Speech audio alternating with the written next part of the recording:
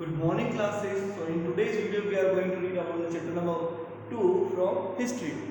The heading or the title of the chapter is the earliest societies. So basically in this chapter we are going to read about the early man. Okay, what kind of life he lived. वो किस तरह का जीवन जीता था. And what did they eat? वे क्या खाते थे.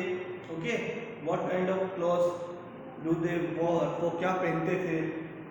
And so on. And mainly we will read about the evolution or the development of human being. Okay, as we know early man was primitive. वो पूरा मानव जो था, आदि मानव जो था वो primitive था, जंगली था. He was like a wild or beast. Okay, and as we all know or we say that they are our ancestor, वो हमारे पूर्वज थे. So आज हम ऐसे हैं और हमारे ancestor वैसे थे.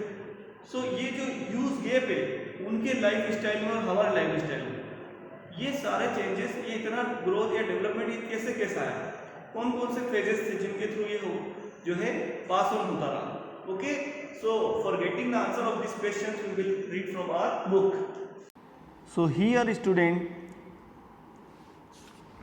We are having our chapter number 2 on page number 20 and the title of the chapter is the earliest societies. So basically in this chapter we are going to read about some key aspects or the main fact or main teaching content. They are prehistory and human, nomads and food gatherings.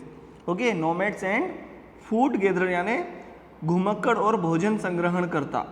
The stone age यानी पाषाण युग और इसके 3 काल या 3 खंड या 3 भाग या 3 हिस्से, 3 पीरियड्स या 3 phases. They are, the first one was Paleolithic and then Mesolithic and then Neolithic. Okay, तो जो सबसे फर्स्ट फेज है, पहला चरण है स्टोन एज का, that is known as palaeolithic.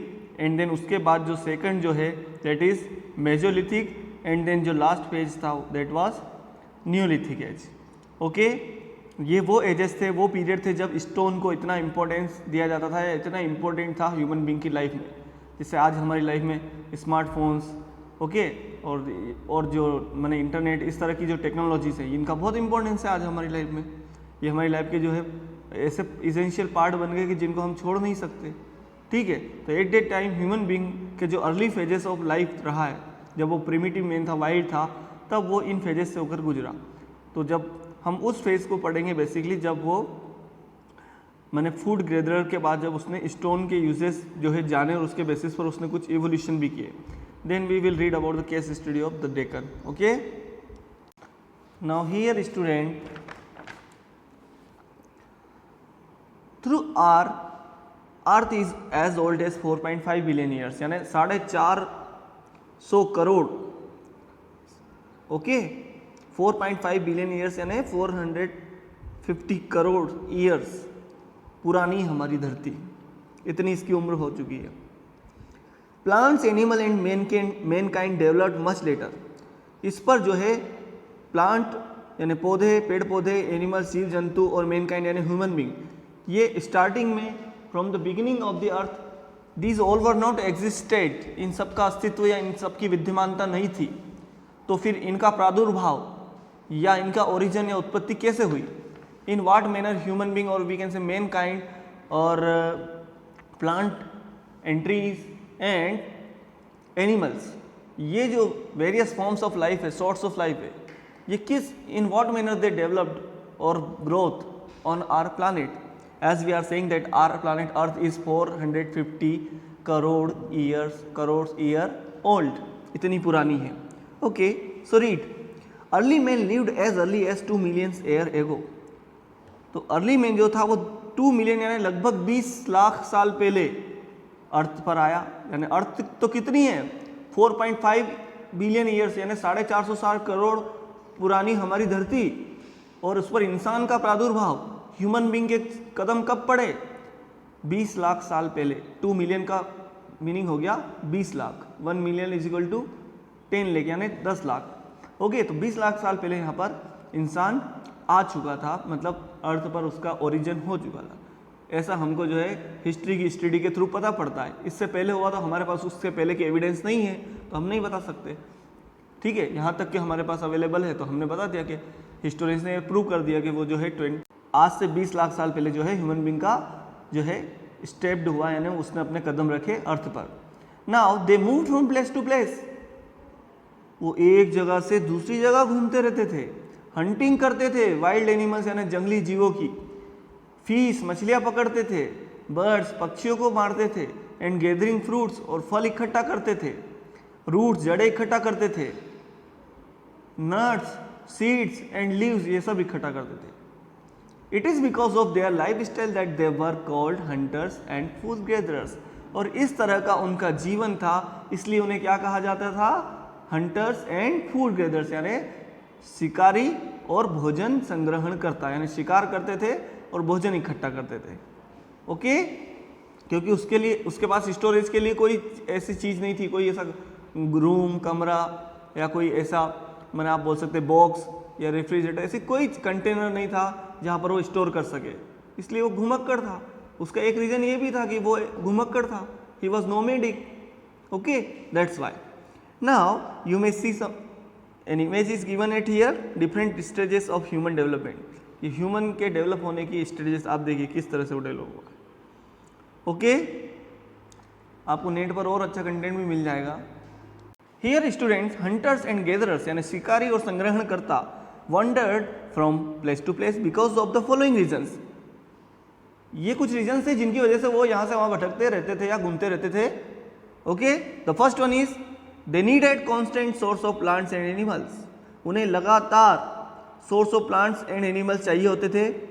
When their source of food in a particular place got exhausted, जब किसी निश्चित या विशेष क्षेत्र में उनका भोजन खत्म हो जाता या ये जीव जंतु खत्म हो जाते, they had to look for a new place, तो उन्हें नई जगह के लिए देखना पड़ता था या नई जगह जाना पड़ता था। Many plants and trees bear fruits in a particular season, कई सारे पेड़ पौधे जो है उनमें किसी विशेष सीजन या ऋतु में ही या समयावधि में ही वर्ष के दौरान जो है फ्रूट्स पेड़ फल वगैरह लगते थे। तो इसलिए भी उस सीजन में जिस सीजन में फल नहीं लगते तो उन्हें फिर जाना पड़ता दूसरी जगह। So early man moved seasonally in search of food, तो सीजनली भी वो जो है मूव करता था, यानी जिस सीजन में जहाँ फल वगैरह लगते थे, जो फल लगते थे उस सीजन के अकॉर्डिंग वो मूव करता था। So we can say that he perform seasonal migration. Now the third point, why we are calling to them nomadic, they followed the movement of animals. वो जानवरों के मूवमेंट को फॉलो करते थे, यानी जानवरों के पीछे पीछे घूमते थे। Why? Because animals move from place to place in search of their own food, क्योंकि जानवर भी अपने फूड की तलाश में घूमते थे, तो उनको हेल्प होती थी। जानवरों के थ्रू वो इजीली पता लगा पाते थे कि जो है फूड किस डायरेक्शन में या किस प्लेस पर मिलेगा। So hunters had to follow them. और दूसरा एक रीज़न ये कि वो उन जानवरों को शिकार करते थे, तो इसलिए भी वो उन जानवरों के पीछे घूमते थे। तो पहला पॉइंट हमने पढ़ा कि जब फूड खत्म हो जाता था, किसी एरिया में प्लांट और एनिमल खत्म हो जाते थे, तो वो दूसरी जगह जाता था। दूसरा हमने पढ़ा कि जहाँ जहाँ सीजनल फ्रूट्स लगते थे उस सीजन के अकॉर्डिंग मूव करता। तीसरा हमने पढ़ा कि एनिमल जैसे जैसे मूव करते एनिमल के पीछे पीछे जाता, ठीक है, उनको किल करने के लिए। Search for waters also force them to move from one place to another, यानी जल की खोज, पेयजल की खोज, पीने के पानी की खोज भी उन्हें एक जगह से दूसरी जगह जाने के लिए मजबूर करती थी। Okay, so here you are having a key question and its answer is at here which I explain to you. Okay, dear students, now we are going to read about the Stone Ages. As you know, student, about which I explained to you that there are three phases of Stone Ages. The first one is Paleolithic Stone Age. But before that, we will read about the Stone Age. What is it? The early man belong to the prehistoric period of history. Early man जो था वो history के कौन से period से belong करता है? Pre history से बिलोंग करता है, यानी वो पीरियड जब human being didn't know about to write, जब उसे लिखने के बारे में पता ही नहीं था। उस काल को, उस कालखंड को, उस समयावधि को, उस समय काल को हम क्या बोलते हैं? We call to that prehistoric period, और we can say prehistory. तो प्री हिस्टोरिक पीरियड में जो ह्यूमन बींग था, human being prehistoric period के ह्यूमन बींग को क्या बोला गया है? Early man. क्या बोला गया है? Early man. Okay, the prehistoric age is also known as stone age, और इसी प्री हिस्टोरिक एज को हम क्या बोलते हैं? Stone age. तो प्री हिस्टोरिक पीरियड को हम स्टोन एज बोलते हैं because stone was the only material that was use to make tools, क्योंकि पत्थर ही एकमात्र ऐसा पदार्थ था, मटेरियल था जिसके आधार पर औजार बनाए जा सकते थे। Based on the type and quality of tools used by the early man, stone age is divided into 3 phases. और पत्थरों के जो औजार बनाता था अर्ली मैन, उनकी क्वालिटी के बेसिस पर जो है और उनके यूजेस के बेसिस पर, उन टूल्स के क्वालिटी और यूजेस के बेसिस पर हमने स्टोन एजेस को या हिस्टोरियंस ने, इतिहासकारों ने स्टोन एज को, पाषाण युग को कितने भागों में, कितने पार्ट में, कितने टाइप्स में डिवाइड किया है? 3 ग्रुप में, 3 क्लासेस में, 3 डिविजन्स में, 3 फेजेस में। तो पहली है पैलियोलिथिक एज, दूसरी है मेजोलिथिक एज, तीसरी है नियोलिथिक एज। ओके, आपको हिंदी में समझ में तो आ रहा है ना अच्छे से? आपको समझाने के लिए हिंदी का ज़्यादा से ज़्यादा यूज़ किया जा रहा है, नहीं तो आई होप कि आपको पाषाण बोलूँगा मैं तो पाषाण पे आपको और ज़्यादा डिफिकल्टी हो जाएगी।